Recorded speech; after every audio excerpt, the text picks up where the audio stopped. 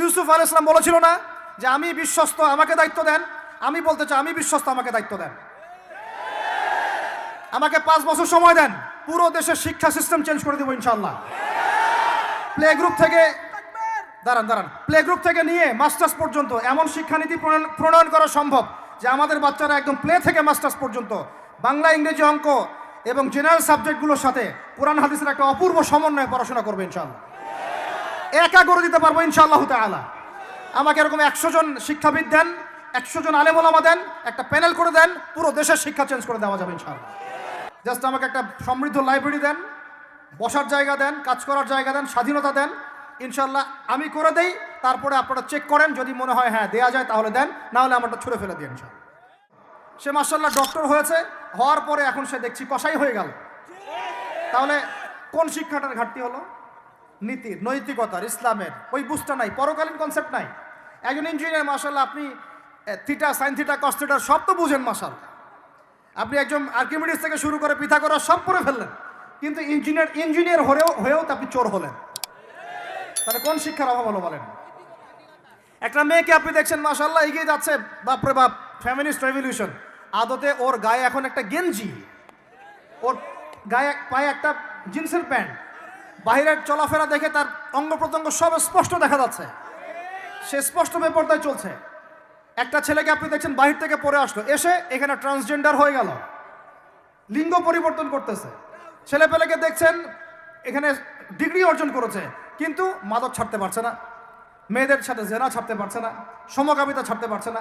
শিক্ষার সংজ্ঞাটাই বা আসলে কি? তাহলে সংজ্ঞাটা কি? এডুকেশনের সংজ্ঞাটা কি আমাকে বলেন? শিক্ষার মূল সংজ্ঞাটা কি? আমরা কি এই বিশ্বের মূল শিক্ষা ব্যবস্থা কি মুসলমানরা গড়ে দেয় নাই? একটা বই কিনেন বাসায় গিয়ে, যে এই বিশ্বের 1000 সেরা আবিষ্কার, ওখানে দেখবেন সবগুলো মুসলমানদের নাম আছে না নাই? আপনি যে ল্যাপটপ চালাচ্ছেন, অ্যালগোরিদম কে দিয়েছে? হিন্দু ভাইরা দিয়েছে, খ্রিস্টান ভাইরা দিয়েছে। আমি বোঝানোর জন্য ভাই বলছি, বৌদ্ধ ভাইরা দিয়েছে, ইহুদিরা দিয়েছে, এরা দেয় না। কারা দিয়েছে? মুসলিমরা দিয়েছে। আপনি যে মেডিকেল সায়েন্সের কথা বলছেন, মূল জিনিসটা কে দিয়েছে? মুসলিমরা দিয়েছে। রক্ত সংবহন তন্ত্র কারা আবিষ্কার করেছে? মুসলিমরা। আপনি জাবের ইবনে হাইয়ানকে ছাড়া আপনি কেমিস্ট্রি পড়াতে পারবেন না। ইবনে রুশদ, ইবনে সিনাকে ছাড়া আপনি মেডিকেল সায়েন্স আগাতে পারবেন না।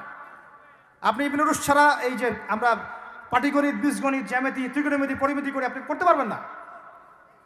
আমরা তো জেনারেল লাইন পড়েছি, আমাদের সাথে বসেন, এগুলো হয়তো সবাই আপনাকে বোঝাতে পারবে না। জ্যোতির্বিদ্যায় যাচ্ছেন, আপনি অ্যাস্ট্রোনমিতে যাচ্ছেন, অনেক কিছু করছেন, আপনি মুসলিমদেরকে ছাড়া এক পা আগাতে পারবেন না। মূল ভিত্তিটা করে দিয়েছে কারা? উমাইয়ারা, আব্বাসীয়রা, সেলজুকরা, উসমানীয়রা এবং 4 খলিফার সময়। এই সময়ে এই শিক্ষার মূল ভিত্তিটা দাঁড়িয়েছে। এই যে আমরা যে নাহু সরফের কিতাবগুলো পড়ি, আমাকে বলেন তো, নাহু সরফের কিতাব রাসূলের যুগে ছিল? বলেন, ছিল না। কোন খলিফার সময় থেকে এগুলো সারা বিশ্বে ছড়িয়ে গেল? নাম জানেন? আলী ইবনে আবি তালেব। কি নাম? আলী ইবনে আবি তালেব। আরবি ব্যাকরণের পুরো ভিত্তি দিয়ে দিয়েছেন তিনি, লুকা দিয়ে দিয়েছেন, কায়দাগুলো দিয়ে দিয়েছেন। এখন সারা বিশ্বের মানুষ আরবি পড়ছে, আরবি বুঝতে পারছে, ব্যাকরণ বুঝতে পারছে, কোরআন নিয়ে গবেষণা করতে পারছে। প্রত্যেকটা সেক্টর, ধর্মীয় অঙ্গন বলেন, অর্থনীতি বলেন, জ্যোতির্বিদ্যা বলেন, কেমিস্ট্রি, ফিজিক্স যাই বলেন, মুসলমানদের কাছে আগাতে পারবেন না। তাহলে আমরা যে যুগে ছিলাম সেইখানে কি ফিরে আসা যাবে না? সম্ভব না। তাহলে প্রয়োজন কিসের? প্রয়োজনটা হচ্ছে, আমি জেনারেল শিক্ষার বিরোধী নই, কোশ্চিনকালেও নয়। জেনারেল শিক্ষা থাকবে, ইংরেজির প্রয়োজন আছে, বাংলা অবশ্যই প্রয়োজন আছে, মুক্তিযুদ্ধ সংস্কৃতি আমরা জানবো, শিখবো, চেতনা ধারণ করব, সব ঠিক আছে। আমরা সমাজবিজ্ঞান পড়ব, দর্শন পড়ব, সায়েন্স পড়ব, আর্টস পড়ব, কমার্স পড়ব, সব ঠিক আছে ভাই।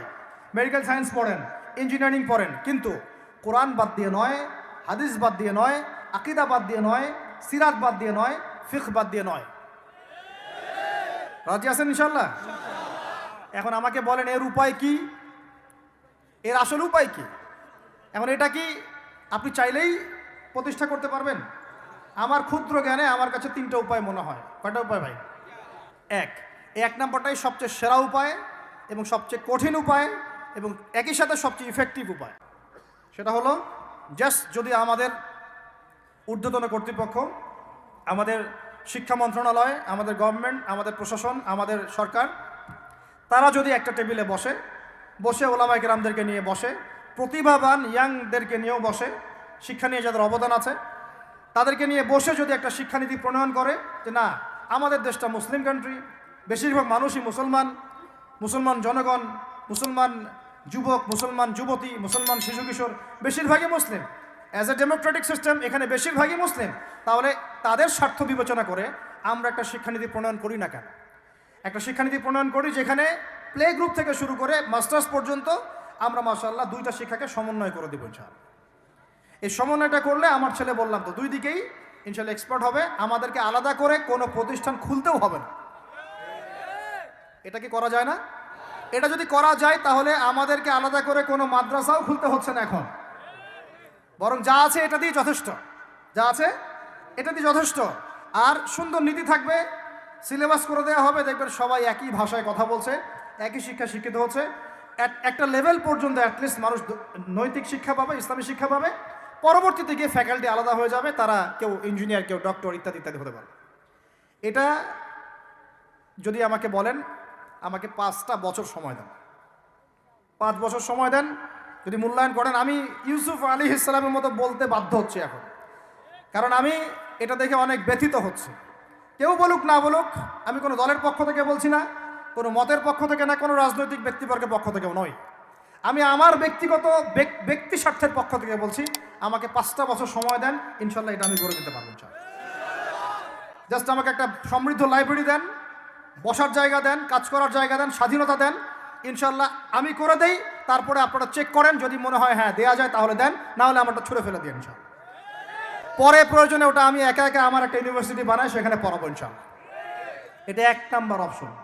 2, যদি এটা না করা হয়, আর এটা না করার সম্ভাবনাও আছে, কারণ আমি বলছি পুরো বিশ্ব আমরা নিয়ন্ত্রণ করি না, আমরা নিয়ন্ত্রিত। আমরা কি নিয়ন্ত্রিত?